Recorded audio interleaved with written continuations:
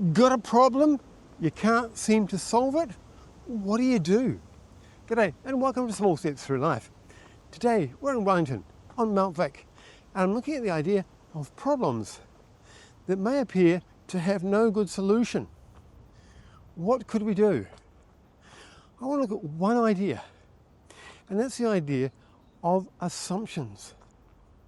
A lot of the problems we have in life hide behind the idea that we assume that something in particular works. In IT, it could be that we go somewhere and we try and turn on the computer and it doesn't work. We might assume that there's nothing wrong with the power to the building because some lights are on. But what if those lights are on because they're emergency lights? We look at the idea of assuming certain conditions because it limits how much we have to consider. We don't have to think of all combinations and permutations to solve.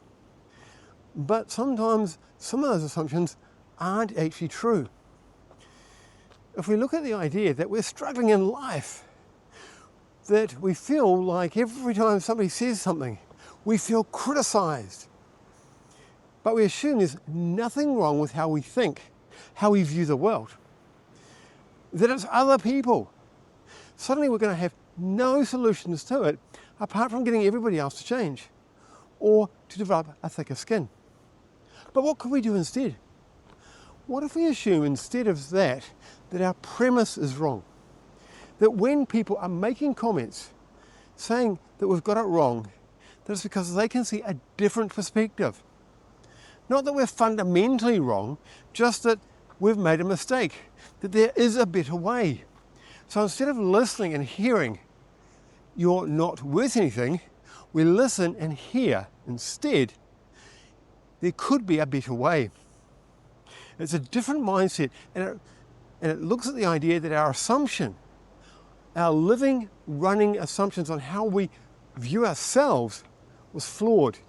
Fix that, and suddenly we can be open to the idea that a comment is a comment. A wrong is an opportunity to refine. A great is great. So, what assumptions do you make? Have you looked at them recently? Is it time to revisit them and find out what they're hiding? And on that note, I'm going to say, see you later.